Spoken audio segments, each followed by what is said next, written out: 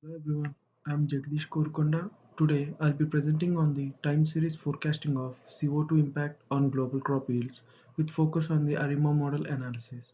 My goal was to explore how rising CO2 levels could influence future crops of key crops like wheat, rice, coarse grains, and protein feed. Problem we are addressing is global food security, which is increasingly at risk due to climate change. Specifically, we are interested in how rising CO2 levels might impact crop yields in the future. Using time series data, we aim to forecast future trends in CO2 levels and their potential impact on agriculture productivity across different regions. Let's see the data collection and methods used. Data on CO2 levels and crop yields were collected from NASA's Potential Impact of Climate Change on World Food Supply dataset. The dataset consists of several regions and provides detailed CO2 concentrations, wheat, rice, grains, and protein field yields. For the method I choose ARIMA model, which is a popular technique for time series forecasting. ARIMA is well suited for identifying temporal dependencies in data, which is essential when trying to predict future CO2 levels. By analyzing historical data on CO2 concentrations and crop yields, we can project future trends. The ARIMA model helps us capture both short-term fluctuations and long-term trends in the data. Here are the results from the ARIMA analysis. I used ARIMA 111 model, which was the most appropriate for our dataset. The ARIMA model indicated an upward trend in CO2 levels with seasonal variations visible in the time series.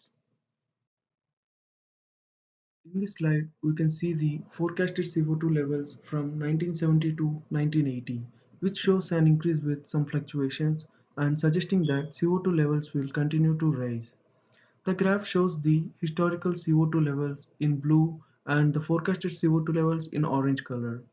As you can see, the model predicts a continued increase in CO2 levels over time, which can be directly related to the rise in global temperatures.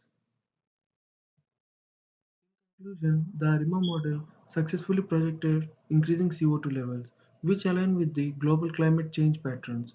This information can be used to forecast future crop yields and assuming CO2 level will continue to rise. However, while ARIMA is useful for short-term forecasting, more complex models might be needed for long-term predictions. The main takeaway is that CO2 increases are likely to continue and we can expect impact on global food production if this trend persists. My learning experience. Working on this project taught me a lot about time series, forecasting, and how to apply ARIMA models.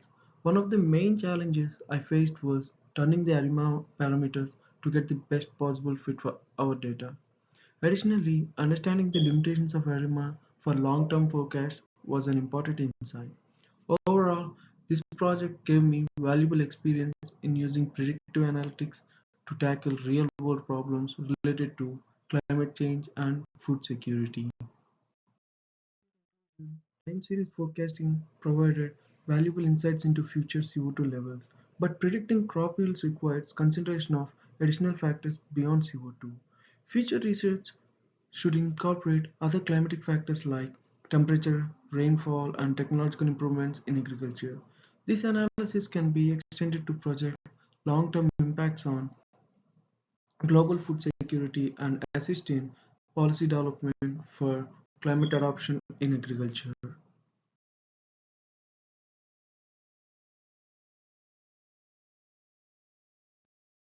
This is all about my project and thank you for watching.